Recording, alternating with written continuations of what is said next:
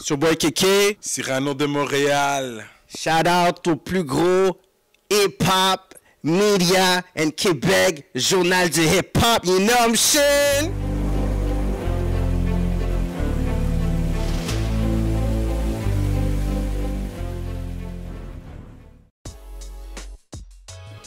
Oh, cool! Put some respect, non mais for real, c'est vraiment à cause que on est deux personnages qui sont authentiques. Puis premièrement, je veux vous féliciter, vous remercier pour avoir souligné puis regarder chaque podcast qui sont quand même des podcasts de 1 heure et demie. Puis il y a beaucoup de personnes qui font sûrement un survol. Il y a des personnes qui veulent peut-être pas, par petite clique ou par sens d'appartenance, peut-être donner un props à certains médias, certaines personnes qui font un travail dans la communauté. Moi, je veux remercier le travail que vous faites.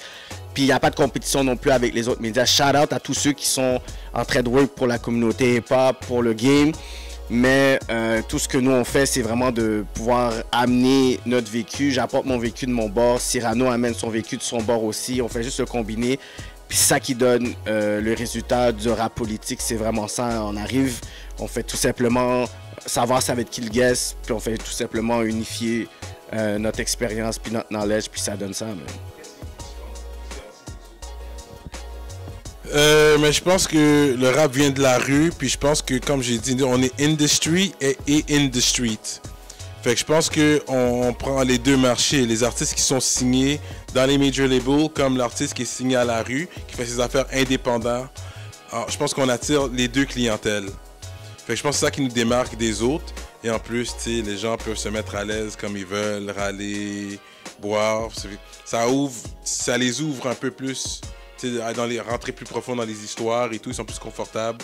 Je pense que c'est ça qui nous différencie. On met les gens à l'aise depuis le début, tu sais. Pour le podcast qui se démarque, un autre que tu aimerais qu'on big up? Qui se démarque? Je regarde pas les autres comme ça, man. Non, moi j'aime bien le vibe d'Adamo avec Tord du Jujube, j'aime bien. On l'avait reçu aussi à Rap Politique, le vibe était nice. Déjà, quand tu vois un podcast avec un autre podcast qui vient, l'affaire a duré quasiment 10 heures de temps, tellement que c'était le fun. On aurait pu vraiment battre un record, mais à un moment donné, il fallait qu'on puisse arrêter. Mais j'aime le vibe où les personnes rentrent dans l'univers d'Adamo. Même si c'est un rappeur, tu vas pas nécessairement t'attendre à avoir tout le knowledge que tu vas avoir en rap politique, mais tu vas rentrer dans le délire d'Adamo, des anecdotes, puis ça sort peut-être un côté du rappeur qu'elle n'allait pas nécessairement avoir dans notre podcast, parce que notre podcast, on va poser certaines questions que c'est vraiment spécifique, puis on sait, on a le zin, tandis qu'Adamo, lui, il a avoué que lui, c'est vraiment une culture très, très générale qui a du hip-hop, puis qu'il utilise son hip-hop pour pouvoir s'éduquer. Donc, on a vraiment une clientèle vraiment qui est particulière. Mais j'aime ça, des fois, écouter le temps du jujube, juste pour des fois, juste relaxer, juste pour voir un peu l'artiste à un autre angle, en fait. Très bonne question. Je sais que j'ai catch beaucoup de heat pour ça, mais c'est surtout les old-timers qui vont critiquer le plus. Les jeunes, il y a plein de gens qui vont m'inbox, qui vont me donner du support, le track est hard. Il y a plein de jeunes qui m'ont inbox. Cédric, premièrement, c'est un autre contexte. On n'a pas entendu, premièrement. Puis c'est Freddy Gruesome qu'on a parlé. C'est pas moi qui l'a mis under the bus. C'est Freddy Gruesome qui était à l'entrevue. Et il a dit, le gars m'a appelé nègre. Puis quand il a dit, c'est nègre. Il a pas dit nigga, yo, ma nigga, là. Il a dit nègre, il y a une différence. Les gens jouent au sot comme si ils connaissent pas l'intention des gens. Pas un génie pour savoir ce qu'est l'intention de la personne, la manière qu'il le dit. Tu le sais, son intonation, son body language, you know. En tout cas, si t'as une intelligence, au moins tu le sais. Moi, je le sais en tout cas. Moi, si tu m'appelles nègre d'une mauvaise façon, je le sais quand tu veux le dire de mauvaise foi. Fait que déjà là, de un. Fait que la manière que Freddy Gruesome l'a dit, c'était de mauvaise foi quand Cédric l'a dit. C'était pas gentiment, là. C'était pas avec un sourire. Parce que plein de gens l'utilisent.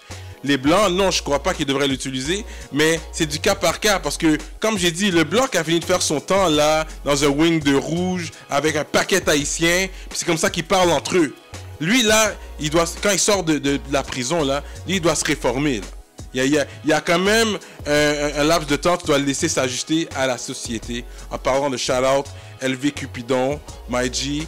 Moi, c'est pour ça que j'ai rien dit quand il a dit, parce que I understand where he's coming from. On est de la rue, pas pour dire que je suis un gars de la rue, quote unquote, mais tu sais, we in the streets, we know how it gets down, on sait comment les gens ils parlent quand ils sortent dedans. Je pense qu'on a tous eu des amis qui sont fait du temps. Tu sais comment c'est. Yo, je connais des blancs qui parlent mieux créole que moi, là. Il a jamais été en Haïti, là. C'est vraiment parce qu'il a fait un temps dans un certain wing avec un paquet d'Haïtiens. Puis c'est nègre ci, nègre ça. Fait que moi, je comprends la différence. Mais ça devient dangereux quand tu le fais sous la caméra. Parce que là, le blanc de Chibougamau, de Lac-Saint-Jean, tu sais... Lui, il entend ça, puis il dit, oh, mais on peut dire nègre. Il dit nègre, on peut dire nègre. Tu sais pas comment l'utiliser. Tu sais quand le gars l'utilise bien. Un blanc, maintenant, sur toi, yo, nègre, pam, ça qu'a fait. Là, qu'est-ce que... Tu sais, t'es comme, ok, tu l'as bien utilisé, mais... Tu sais, c'est du créole, so, qu'est-ce que je te dise? Là, je vais te dire, oh, t'as dit nègre, dis pas nègre. Quand tu l'as bien utilisé dans la phrase, les Haïtiens parlent comme ça. Le créole, c'est comme ça qu'on parle. So, ça, c'est moi. Les gens, s'ils veulent me roast à cause de ça, roastez-moi à cause de ça. Qu'est-ce que tu veux que je te dise, man? Je sais pas qu'est-ce que tu veux que je te dise. Pour ce qui est de caca dans l'aile, maintenant, c'est... Ok. J'avoue que moi, je suis tombé pour la line, parce que c'est fréquent et c'est permettre. Vas-y, je fais la tête du cop sur la tête de ton egg et je vais manger au keg. Pour moi, là, je suis comme, oh shit! Puisque je sais que c'est du real talk. On s'entend, ça peut être un real talk, là. Ça a l'air d'une femme qui chope vraiment, là. Elle a sûrement des dents ou je sais pas quoi qu'elle fait. Je la connais pas. Mais pour moi, si c'est un real talk, mais on va voir real talk. Si ton shit est real, authentique, who am I to tell you, yo, tu sais, oui, c'est vrai, je ne saurais pas dire le N-word, ça devient délicat, surtout les old school heads, c'est surtout les old school heads qui vont prendre ça, parce qu'ils viennent d'une autre époque. Mais l'affaire, c'est dans le temps, on se battait contre les skinheads, on se battait contre des gens qui l'utilisaient de mauvaise... Fait que va après les gens qui l'utilisent de mauvaise foi. Viens pas attaquer une petite femme, tu peux lui dire, ok, tu dois pas dire ça, je comprends que tu peux lui parler, mais pour la roast, comme ils l'ont roast, moi je pense que c'est un peu exagéré, ça c'est moi. Puis encore une fois, ils vont parler dans ma tête, oh Cyrano, on va te unfriend si tu continues à parler comme... Yo, on est des grands mounes là! Tu me parles pour de vrai là? Il y a des gens qui m'ont dit, oh yo, on va te unfriend. Comme, qu'est-ce que tu veux que je te dise? Unfriend, moi, oh my god, ça me fait tellement mal, tu m'as unfriend. Puis désolé là, désolé, je vais dire, on va dire les affaires comme ils sont, man. I mean, what do you want me to tell you? It's music. Me, I'm about music. I'm in this shit because of the music. Si la musique est bonne, tu sais flow, tu sais rap, that's what I'm about. Et vous savez que Kéké n'est pas toujours d'accord avec moi. Puis pas parce qu'il n'est pas d'accord avec moi, est-ce qu'on est des ennemis à cause de ça? Lui, il y a Rose caca dans l'aile là. Est-ce que je dis, oh mais Kéké, moi je te parle plus.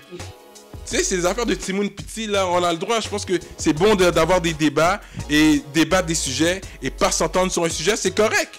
It's okay to disagree. Fait que, shout out caca dans l'aile, ils sont comme à 150 000 views. T'as combien de views, toi? Premièrement, moi, ce que je voudrais dire, c'est que avant qu'il y ait une émission comme ça ou un podcast comme ça arrive, c'est quelle émission parlait de trucs comme ça? Straight up. Les enjeux sociaux, raciaux comme ça. Il n'y en avait pas. Fait que nous, on est en train de traiter un sujet complexe, dans une société complexe qui change. Qui veut donc dire que là, on a touché une plaie qui était là pendant des années dans le rap cap, puis personne ne parlait. On ne parle pas d'appropriation culturelle, on ne parle pas d'affaires raciales, on ne parle pas de coupe interraciale, on ne parle pas de toutes ces affaires-là. Moi, dans mon fanbase, puis dans ma page, je pense que ça fait ça depuis très longtemps. Le fait que là, on a amené ces conversations-là, moi puis Cyrano, dans le hip-hop, où c'était vraiment, je pourrais dire, on passait par-dessus ça. Là, c'est rendu que là, nous, il faut qu'on puisse gérer une grosse bombe, puis... Quand on a commencé à avoir l'entrevue avec Freddy, de 1, vous avez vu comment on était saisi. On n'était même pas au courant qu'il allait dire ça. Il a drop ça. Ensuite, il y a eu l'headliner, la Cédric Membox, son partenaire John Membox. Je dis, yo, premièrement, là, ça ne me concerne pas. Allez vous parler entre vous puis régler vos histoires. Là. Moi, là, j'ai pas juste ça à faire. Là. J'ai pas juste ça à régler des affaires de rappeurs. Là. Ensuite, la semaine d'après, Cupidon arrive.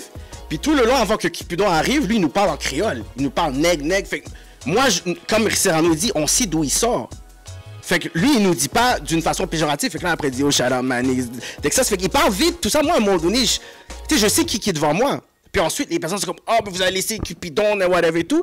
Puis là, c'est rendu qu'on est, en quelque sorte, les responsables aussi, nous, qu'il faut qu'on puisse commencer à gérer tous les rappeurs ou toutes les personnes qui ont cette affaire-là.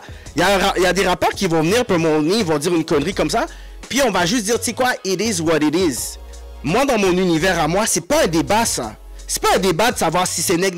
Parce que si je te demande devant un panafricain, un activiste ou ces militants-là, ils vont briser ces affaires-là en 2 minutes. Moi, je dois accepter dans quel état que le hip-hop Keb est, même si je suis pas d'accord avec plein de points. Quand Cyrano a dit ses points sur Caca dans l'aile, il a pas son affaire. J'ai dit Cyrano, be ready for the roast. Moi, je vais faire mes affaires parce que lui, il assume sa position. Mais ensuite, je vais pas arriver puis publiquement dire non, parce que c'est ça qui fait en sorte que il y a sa position, j'ai ma position. Moi, j'ai donné ma position par rapport à Caca dans l'aile. Quelqu'un qui est aussi charismatique, talentueux comme DOA, qui la co-signe, fait en sorte que la conversation devient encore plus compliquée. Parce que si elle parle comme ça, c'est qu'il y a des personnes qui l'ont train comme ça. C'est des personnes qui l'ont birth comme ça. Fait qu'elle a un co-sign. Fait qui, moi, je vais arriver devant la petite femme et dire, yo, t'as pas le droit de parler comme ci, t'as pas le droit de parler comme ça. Tandis que c'est comme ça qu'elle est. Il y en a qui sont acceptés comme ça. Elle a fait sa musique. Elle se fait du cob avec quelque chose qui est littéralement un produit stéréotypé d'une communauté, je peux comprendre. Sauf qu'à la fin de la journée, c'est pas ma responsabilité de pouvoir la juger ou la remettre à sa place, mais c'est notre responsabilité d'avoir des conversations qui va spark nécessairement un débat entre les gens. Mais ensuite, quand les personnes ils pensent qu'on va faire le procès des gens qui viennent à rap politique, là, t'as le droit de faire ça, puis t'as pas le droit de faire ça, on va te poser la question. Moi, j'ai mon point de vue pour dire, OK, non-black people should not use the word.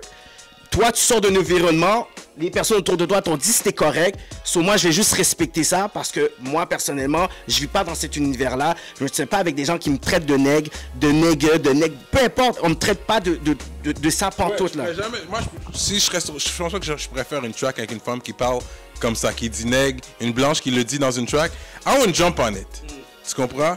Et puis, une shot que j'ai envoyée à Journal du Hip Hop, là, parce qu'ils ont pris le segment que on a parlé de ça sur l'entrevue avec Adamo. Et puis, les gens pensent que vraiment on a fait une entrevue sur ça. L'entrevue est comme quasiment 3 heures de temps. On a eu un petit segment parce que Adamo est allé pisser vite fait. Et puis, c'est quelqu'un qui a posé la question. Et puis, on est rentré dans le sujet pour 1 minute et demie. Journal du hip-hop, on fait du shit. Yo, mais c'était smart, parce que c'était du marketing. Puis vous voyez, si moi et quelqu'un on serait entendu sur ça, ça aurait jamais blow up ce petit segment-là que vous avez pris. Fait que c'était comme intelligent de votre part, parce que c'est à cause de ça que ça a pu blow up. Si moi et quelqu'un on serait comme, non, c'est vrai, t'as raison, ok, t'as raison. Ouais. La commission aurait terminé là, il n'y aurait pas eu un gros marketing derrière ça, là. Ça serait pas blow up comme ça, blow up. Real talk, là. Fait que, Journal du hip-hop, c'est un slick shot que vous avez fait. Mais c'était bien fait, bien monté. Je me suis fait roast, mais comme, à la fin de l'histoire, je m'en fous. Tu comprends? C'est comme, je m'en fous, man. Ben en fait, je pourrais dire que le topic de racisme systémique, c'est très récent qu'on est en train de le parler. Puis que je pourrais dire le passé esclavagiste, colonialiste du Canada et spécifiquement du Québec, c'est quelque chose qui a été beaucoup masqué un peu dans l'histoire. Puis une des raisons pourquoi j'ai mis à recevoir Webster dans le rap politique dans l'entrevue, c'est que là, j'ai préparé des questions spécifiques pour soulever des personnages historiques qui étaient justement des esclaves, les rébellions, les trucs qui étaient déjà instaurés dans la Nouvelle-France pour qu'on puisse parler de ça.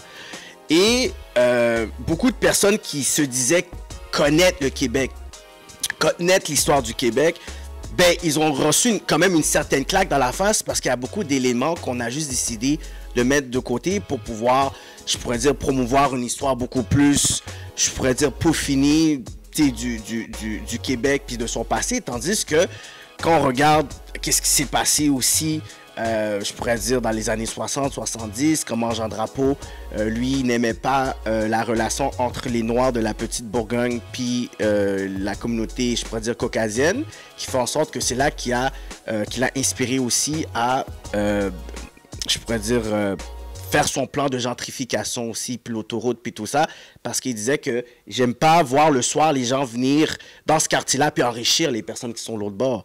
Puis ensuite, il y a eu beaucoup de choses qui se sont passées, mais les personnes, ils vont tout simplement mettre ça de côté. Donc, ça, c'est des choses que j'aime remettre, et même si moi, je me fais des fois pointer ou me fais les beaux quoi que ce soit, ça a souvent été comme ça parce que c'est des conversations que j'ai, ça fait depuis 2014-2015, puis que là, les gens sont en train de catch-up. Tu comprends? Parce qu'il y a souvent ce genre de conversations-là dans les blogs aux States, en France. Puis j'essaie d'amener ces conversations-là ici, même si on est 10 ans en retard sur tout, mais j'essaie quand même de les amener pour dire, regarde, that's gonna happen.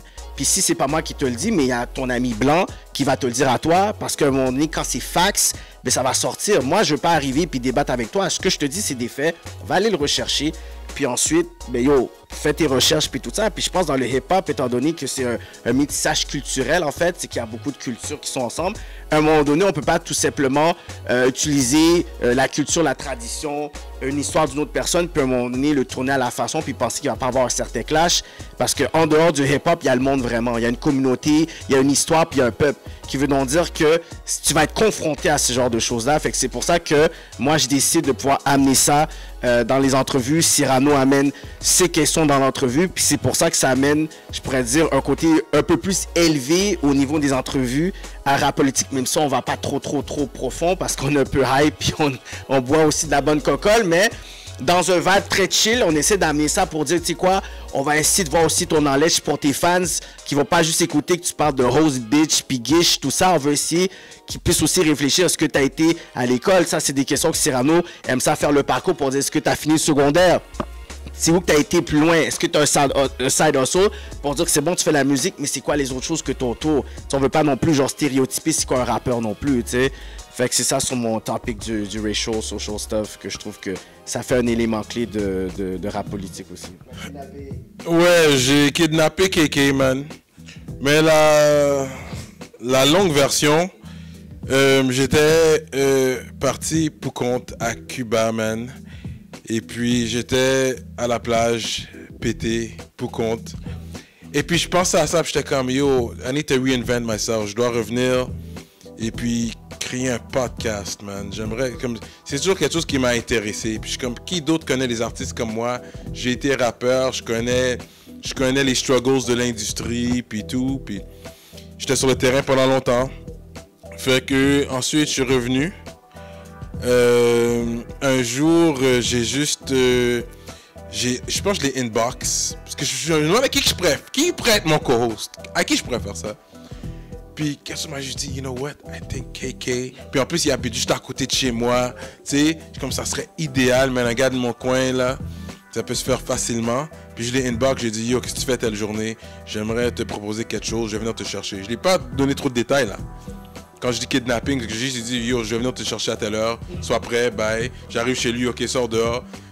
Puis du West Island, on a conduit jusqu'en ville. Puis j'ai rien dit, on parle de tout et de rien. J'ai jamais dit c'est quoi mon idée là. Parler de tout et de rien, je ne me pose pas de questions non plus. Lui il est comme ok, on va voir qu'est-ce qu'il y a pour moi ce négro là comme. Et attends, puis il m'a dit comme ça, yo, tu sais pas où est-ce qu'on s'en va? J'ai dit non, mais je veux juste voir si t'es assez fou pour m'amener d'un bail fucked up.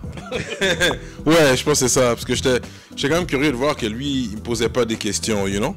Et puis, je l'ai amené à l'emplacement où vous voyez qu'on tourne le rap politique. J'ai pitch mon idée. Il a vu que j'étais venu sérieux, j'avais mes feuilles imprimées, bye, you know. Je pense qu'il y a un message que montrer du professionnalisme, tu sais. Fait quand il a vu que mon idée faisait du sens, et puis ensuite, j'avais déjà quelqu'un en tête, ça donnait qu'il y avait un froid dans le rap créole. Je suis même pas tellement le rap créole en plus. Ça donnait, pendant ce temps-là, pendant qu'on est en train de concrétiser notre idée, il y a un beef dans le rap créole. Fait que tout de suite, moi j'ai parlé à T-Kid pour qu'ils viennent, puis j'ai dit ça va amener Jack et Castro, les gars de mon coin. Et puis c'est comme ça que ça a démarré, man, avec le conflit du rap créole. C'était vraiment pas planifié. Ça a donné au même moment que je commençais mon podcast. Ça a vraiment aidé. Fait que shout-out à T-Kid pour ça. Shout-out à Jack et Castro pour ça.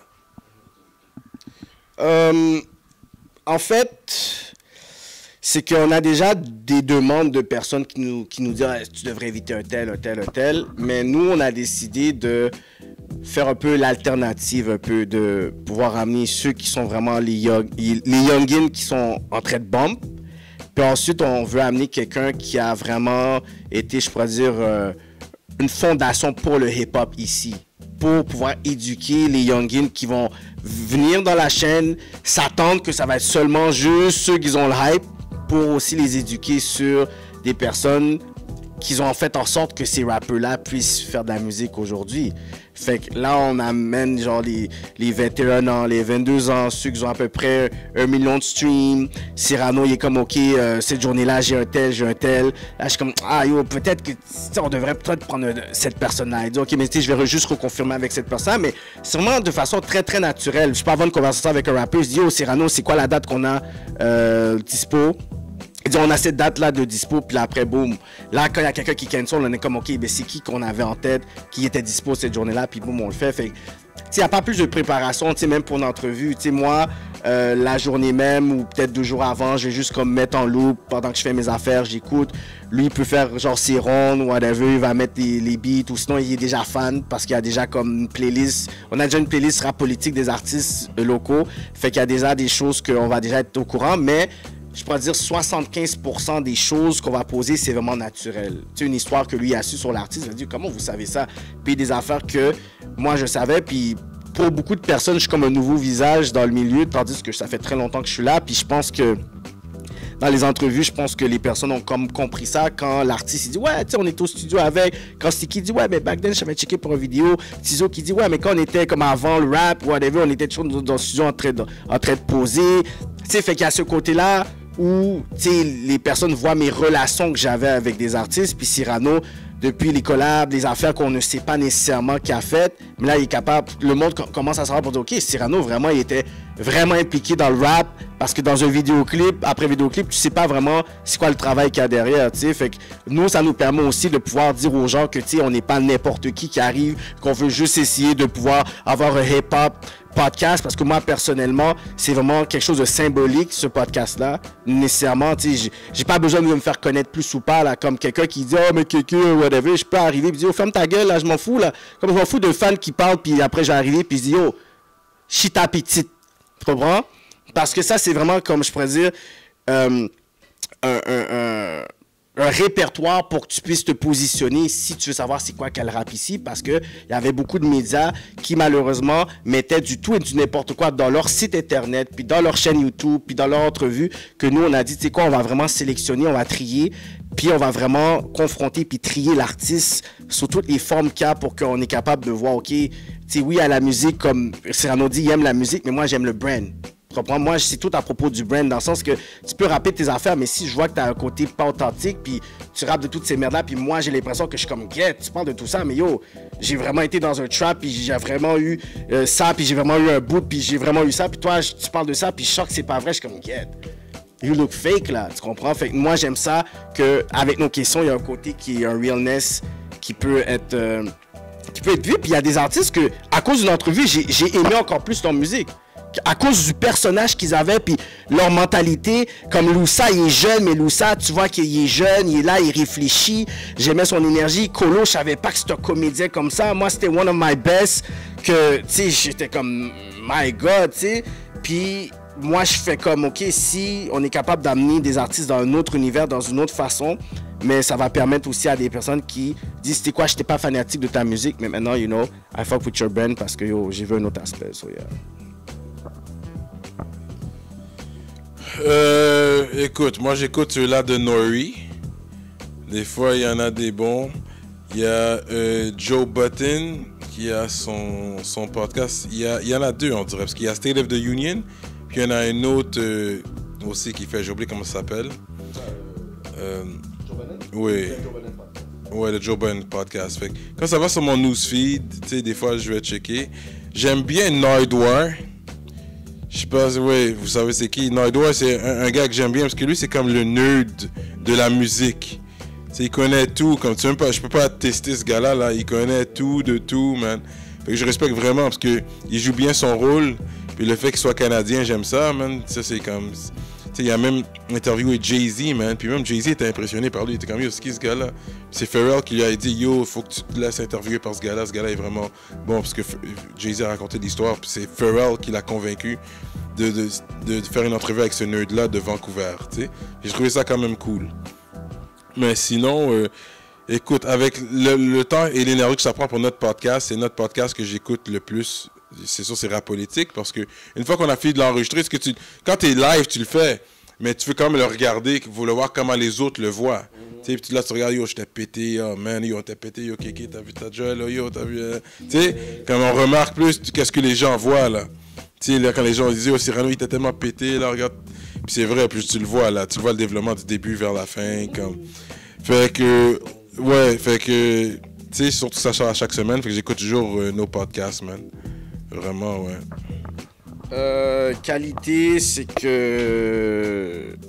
Je suis quelqu'un de discipliné. Défaut, je suis trop tolérant.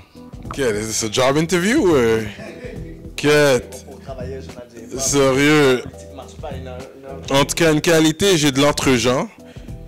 Je pense que c'est pour ça que je suis bon dans le réseautage. C'est pour ça que je pense que rap politique avec KK, où qu'on est aujourd'hui, je pense que ça m'a aidé.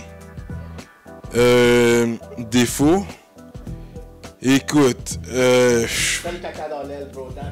j'aime caca dans l'aile. Ça, c'est mon plus gros défaut. Ce que j'aime voir, c'est qu'il y a des jeunes qui sont capables de faire un argent solide. Certains artistes que j'ai pu être behind de stage, voir les chiffres, les cachets qu'ils recevaient, c'est pas des chiffres qu'on avait, man. Il y a comme même 5 ans, il y a 10 ans, il y a 15 ans de ça. Des affaires de 4 chiffres. C'est sur un groupe, des fois, c'est 5 chiffres. Des personnes qui font 90 shows par année, 60 shows par année. On sait qu'à peu près comme 1 million de streams, je sais pas exactement le chiffre, mais sur Spotify, tu fais à peu près 1000 quelques, whatever. Fait que si t'as comme 15 millions, 16 millions, mais c'est quand même un extra money qui est quand même assez intéressant si t'as déjà tes affaires right sur le côté. Fait que moi, je suis content de voir que il y a ce côté-là qui se développe.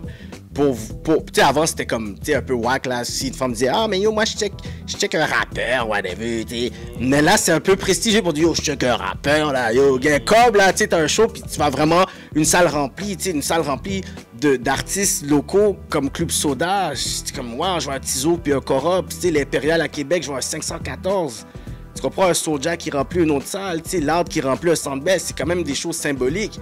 Que t'aimes ou t'aimes pas la musique, ça dérange pas, tu sais, c'est quelque chose que moi je dis, waouh, il y a un prestige, puis même, j'aurais dit, yo, si tu fais un podcast comme Rap Politique, on aurait essayé de faire ça back then, ça aurait pas eu nécessairement le même pouls, parce que là, il y a vraiment des jeunes de 16 ans, 17 ans, puis quand ils voient un Corrupt puis un Enima, pour eux, c'est comme si c'était un future, là.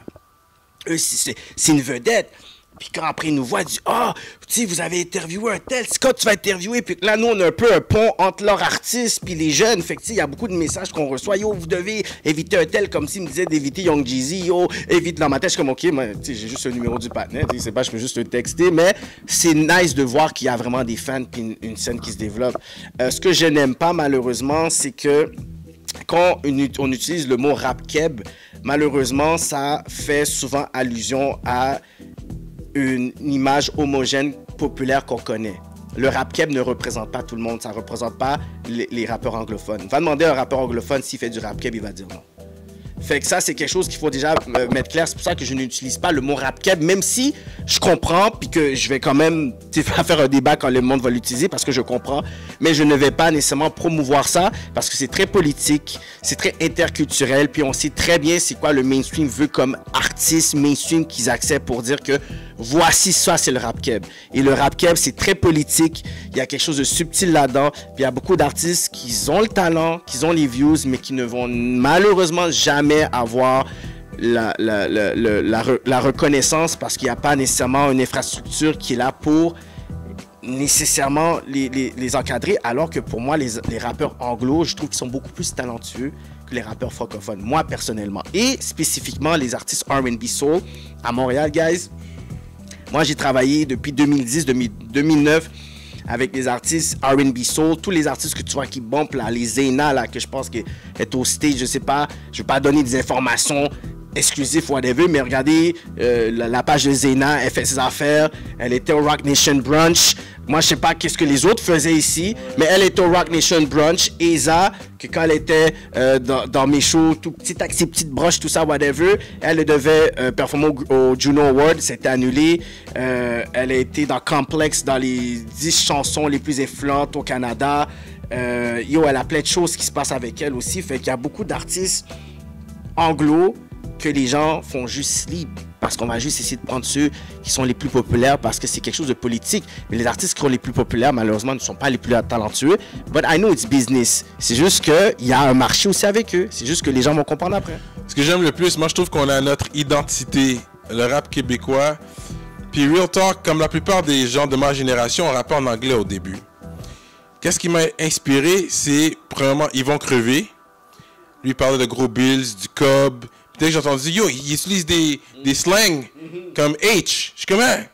Après, celui-là qui l'a solidifié, qui a donné le stamp, c'est Connaisseur Tikazo. Quand je vois, il rappe comme on parle. Fait pourquoi rapper en anglais quand lui il faisait cool comme c'est comme ça qu'on parle. Pourquoi tu rappes pas juste comme ça? Yo, son premier album Apéro, yo, j'étais tombé en amour avec cet album-là. Puis c'est là que ça m'a compris qu'on peut rapper en français puis être cool. C'est comme ça qu'on parle dans la rue.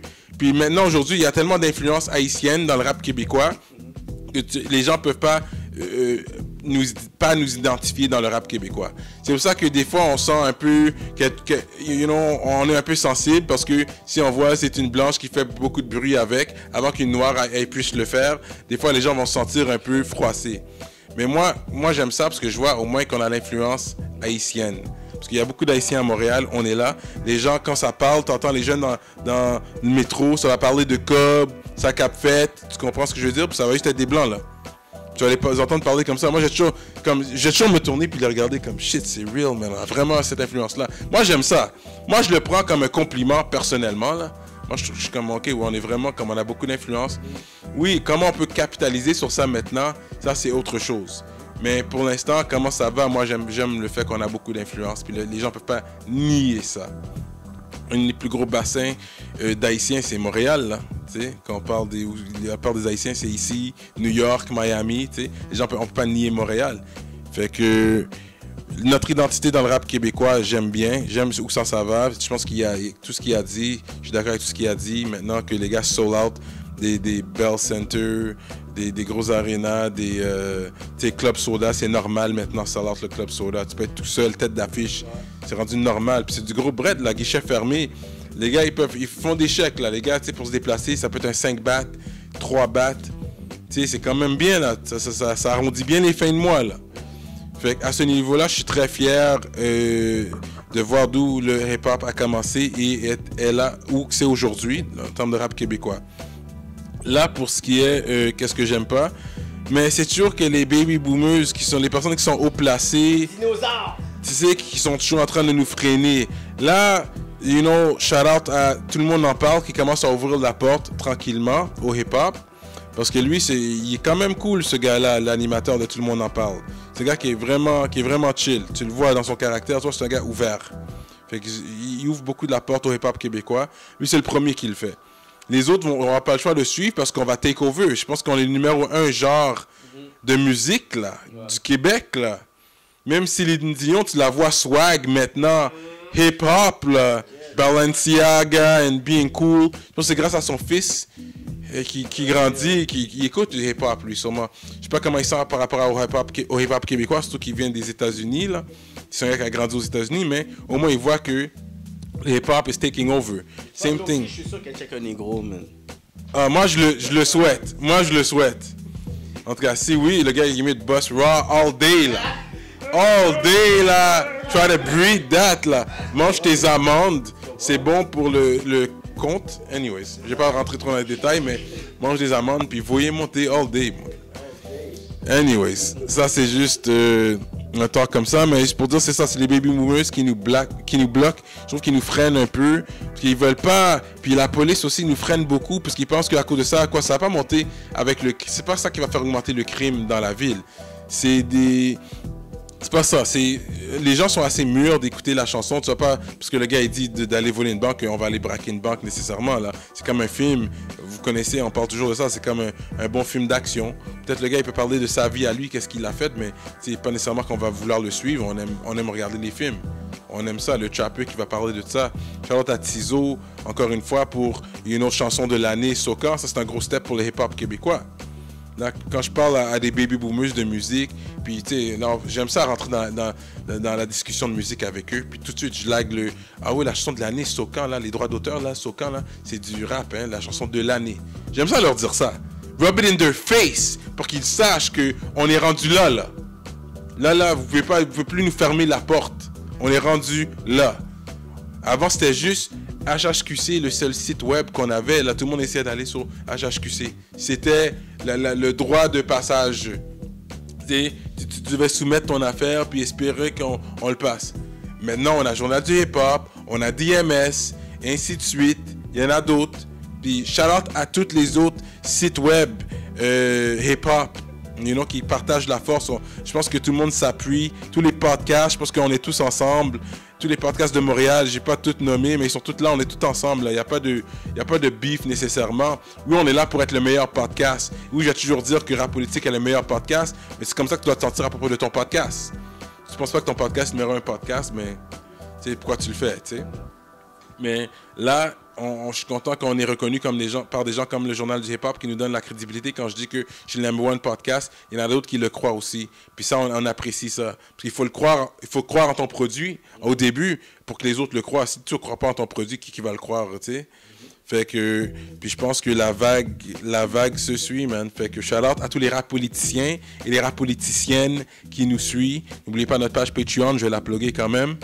You know what I mean? Fait que c'est ça pour le hip-hop. Mais le hip-hop, il y a plus de bons que de mauvais. Tout d'abord, on sait qu'il n'y a pas nécessairement une épidémie ou une maladie qui arrive comme ça. T'sais, on en a vu là, avec le SRAS, H1N1. C'est toujours un cycle à un moment donné, une période spécifique dans l'histoire de l'humanité où il y a ce genre de situation qui arrive. Si tu veux vraiment regarder les différentes maladies qu'il y a eu, puis ensuite voir les cycles, tu peux vraiment faire genre des liens qui sont vraiment cohérents, mais qui sont un peu bizarres, dans le sens que les gens vont tomber dans la théorie du complot, mais à un moment donné, tu vois vraiment que même les affaires de crash boursier, ensuite tu vois vraiment un pays, après 7 ans, tu vois que lui, il crash.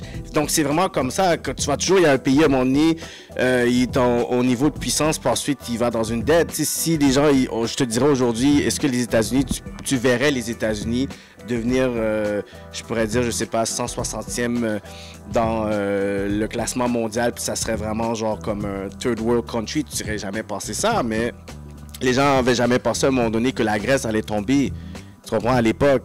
Puis qu'après, ils sont tombés d'un problème de dette. Personne ne pensait que l'Égypte allait tomber à un moment donné. Personne ne pensait que Rome allait tomber. Fait que ça a toujours été comme ça à un moment donné. C'est toujours une roue. Si tu veux savoir qu'est-ce qui se passe aujourd'hui, regarde qu'est-ce qui se passe back then parce que c'est toujours les mêmes trucs.